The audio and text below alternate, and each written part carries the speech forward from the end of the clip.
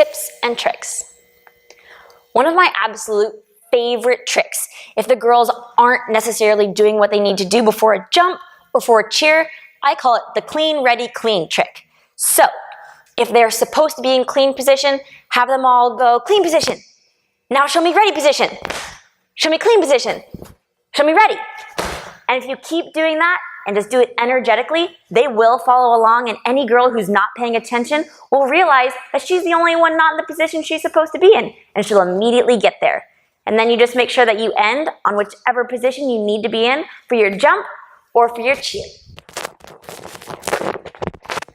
Another tip or trick that we're going to offer you is when you're struggling perhaps with the amount of volunteers that you have. Maybe you only have 1 or 2 volunteers, but you may have a larger group.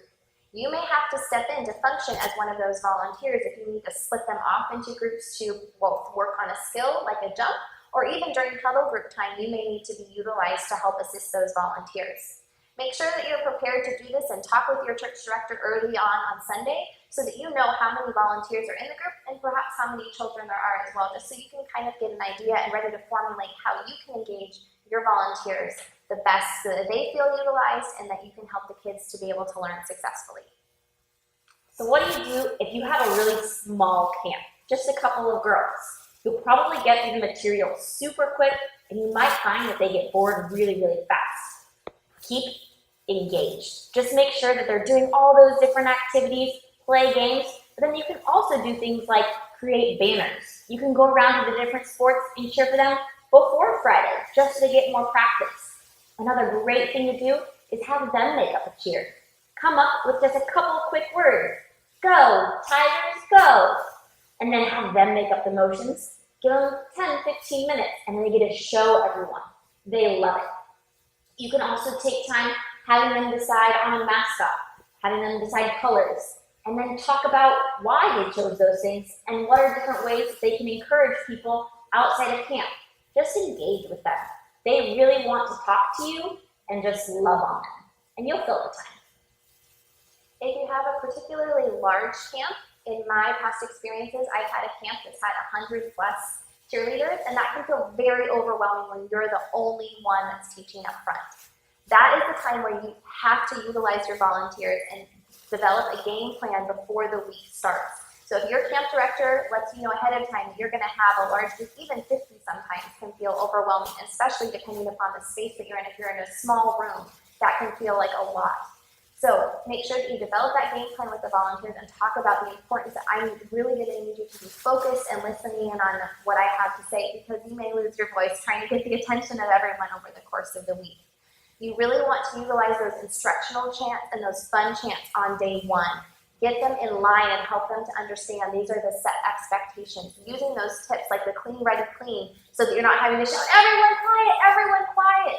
Try to engage with them utilizing the share skills, because that's going to be fun and they're going to want to jump in a lot sooner than if they're just going to be quiet, be quiet, be quiet. Know that if you have a particularly large group, day 1 is going to be spent a lot of it working on the formation.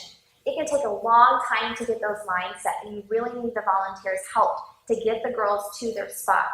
It may even be a good idea to put some blue tape on the ground. That's the painter's tape that doesn't stick to any surfaces, and put that down on the ground so the girls know exactly where to go with that large of a group.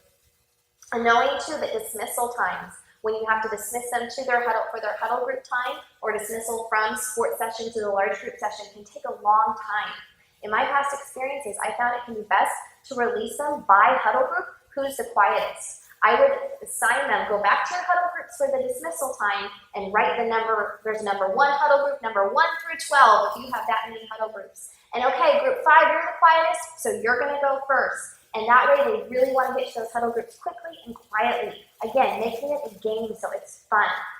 Also know that you may not get through all the material because you really want them to be able to perform on Friday and hit that dance and that stunt. And stunting will take up a majority of your time on Thursday. So plan to have all of your material taught by the end of Wednesday. So Thursday, opening session, you can start with stunting and focus on that day, and then still be able to incorporate games and things so that the girls have fun. And then if you are able to move to the space where you're actually going to be able to perform, practice in that space with that large group and practice having them walk in and spirit in and performing and then spiriting out, because with a large group, it's going to take a lot more time and they may get a little bit more confused because they're in such a large group. So focus on that game plan, developing that with your volunteers at the beginning of the week, and you'll do great.